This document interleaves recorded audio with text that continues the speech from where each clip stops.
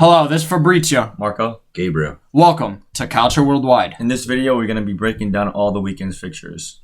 Who's ready for Europe in Serie A? We'll find out.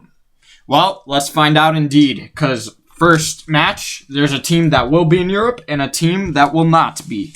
But, one of these teams, has been performing well in Serie A, probably better than everybody else except the winners. It's an interesting result. Milan and Lazio. Well, what's your guys' take? Well, first thoughts. I said Milan was going to win. I mean, you guys said Lazio, or I think you said a tie. I think I said The reason why I had Milan winning and they did win was just simply because I think Milan in the big games, when it comes to reaching the Champions League, they are well prepared and better than Lazio. And I think it did show them the game. 2-0. Theo scored a crazy goal. Benacer we'll talk about that. And I was going to say it did show in the game because, I always thought Lazio was just overrated. I never thought they were that good. And I would imagine why you would think that. No, but even, they're just overrated. It showed Milan destroyed them. Even in the game. Let's be real.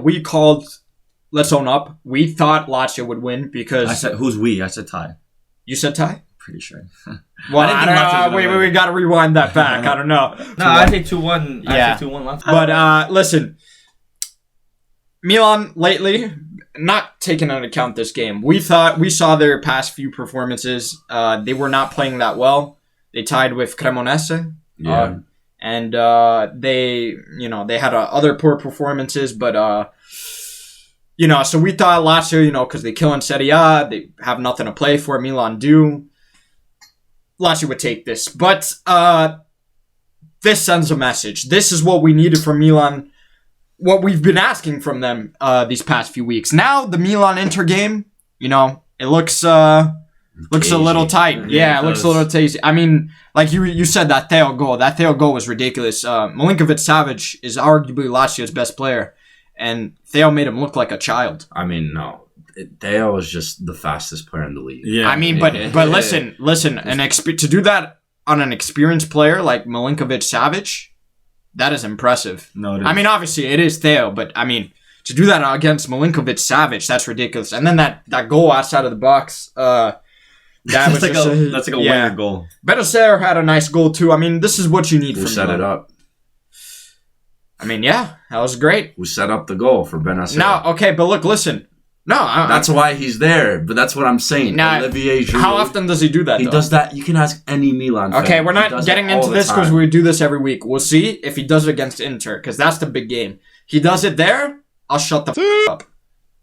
Okay, now, but anyway, great performance from Milan. Lazio, you can't really ask much from them. The season's pretty much over, and they already sealed their place, I think, in the Champions League. Yeah. Unfortunately. I think so. Even though they're going to get out Champions League. They don't have any big games left, do they? No, but the thing is, they're just too much ahead of Atalanta, Roma.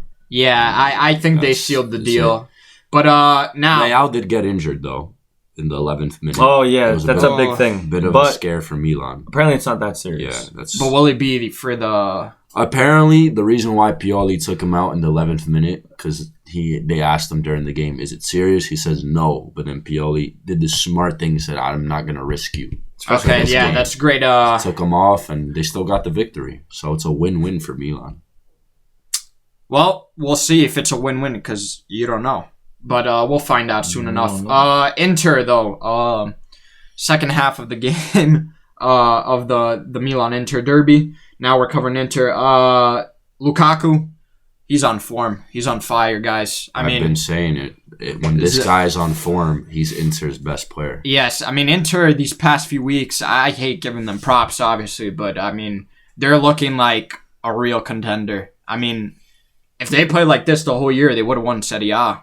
No question. I still believe they're going to beat Milan, even though Milan beat Lazio. At this point, it's a tie rate. If Milan play like they did against Lazio and Inter played like they did against Roma, this is going to be a crazy game. No, but Inter's been doing this. I want to talk about, though, Lukaku's goal, Roma's defending was just poor. This is alarming if you're a Roma fan. It's not defending.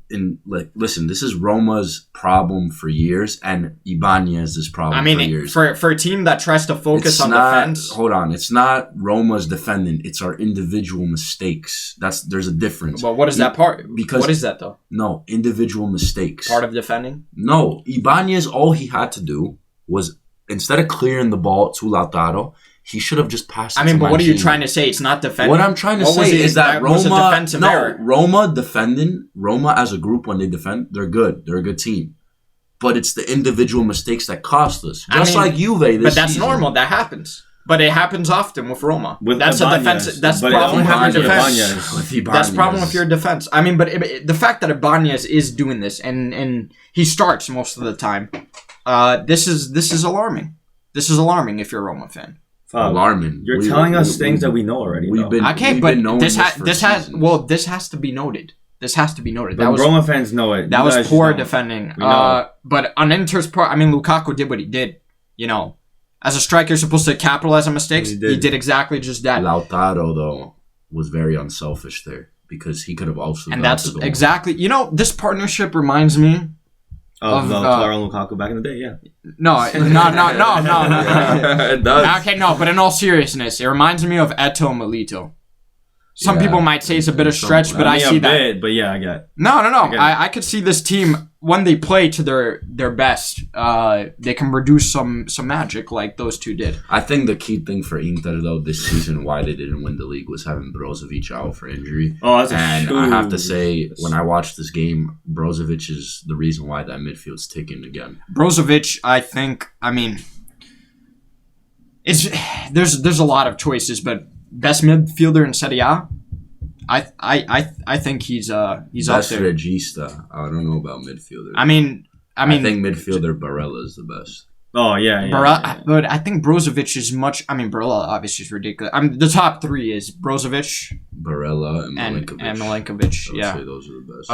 Di Marco though, underrated player. This guy's performances lately have been insane. Inter's most consistent player this season has been Di Marco. Yeah, there's interesting matchups with the fullbacks, wingbacks for Milan and Inter for the game. This will be a crazy game. Although I do want to say one thing about Roma Inter is that Roma didn't play their strongest team. Inter, I feel like, put up a stronger team, so it's not an excuse. Oh yeah, Inter are the better team. We're the better team, but I'm saying I would love to see if those two teams played at full force. Dybala came in for 20 minutes. They did. Abraham did for the first 20 time. minutes.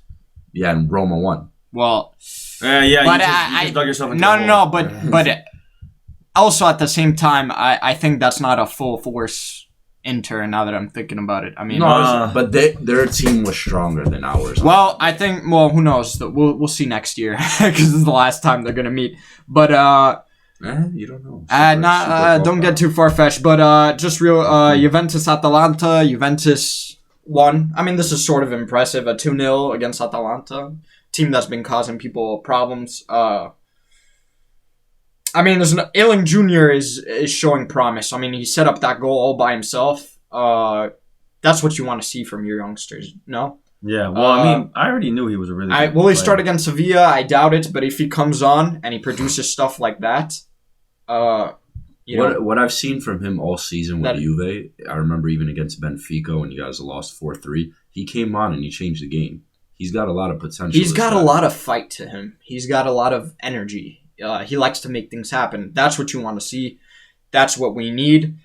And I just wanted the second goal, too. Chiesa made up for his error last week. He was unselfish. Gave it to Vlahovic. I know Chiesa was screaming for Vlahovic to pass. But Vlahovic... He knew what he was going to do. He knew what he was going to do. That's what you want to see from your striker. Crazy goal. Nothing else to say. That was I predicted Juve was going to win this game because I had a feeling that in a big game like this, I feel like Juve is mentally stronger than Atalanta. Atalanta had many chances actually. I have to disagree with you there. Atalanta, when they verse big games, that's when they turn up. You've seen them lose against scrubs. Who's the bigger club though? No, but that has nothing to do with it. Atalanta at their best is when they play big games. No, the bigger club usually has a better mentality. That's completely false. That's not true. I don't know about that. So how is that false? How is that false? The bigger club has the bigger mentality. So who has a bigger mentality right now? Who would you say, Man City or Real Madrid? I mean, but those are two big teams. I'm saying the bigger team. No, but it doesn't matter. Inter didn't have the best mentality most of the season. Atalanta had a better mentality than Inter. Some teams... Not really. Inter. Roma had the better mentality over Barca, to use an example. Barca was the bigger club. In that game. So it's not always guaranteed. But anyway, listen. Juventus did what they had to do. This wasn't the best performance. Pogba also came on. He played all right. He's getting better. For the Sevilla game, it's not completely comfortable. You know, obviously we're playing Sevilla, Europa League Madrid, basically. But this is a good showing, I think. Just to close it off, Napoli Fiorentina. Napoli won. Osimhen scored. I think he's good. I mean, I think he sealed the deal as top scorer in Serie A. He missed the penalty too, though. Yeah, but he made it up. He scored. Yeah. You think Lautaro's going to be top scorer? I just don't see that, especially because he shares the partnership with Lukaku. He's still not far. I think they're 4 goals apart. Yeah. There's 4 games left. Lautaro can easily score 2 goals in 2 games. A goal per game is 2 goals in a row. He could. You never know. This is a reach, tie it, dude. You never know, dude. Listen, there's one thing I want to say about Napoli is that there's this whole argument I was watching last night. Who is Napoli's best player this season? Crava. I think Osimhen.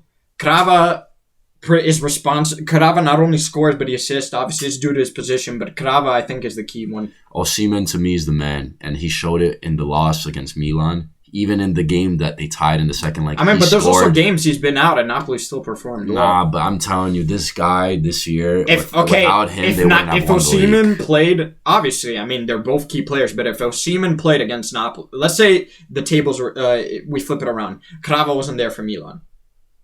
For the Milan game, but Osimhen was.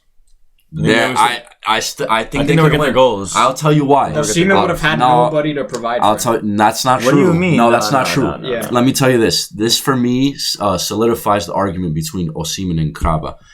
You take out Crava, you have Lozano, Politano, and Elmas. You take out Osimhen, who do you have? I mean, they played Raspadori. Raspadori's not. But all those guys Osimhen scored level. Without Osimhen. But listen. Anyway, you know who could really determine this? Napoli fans. Napoli fans.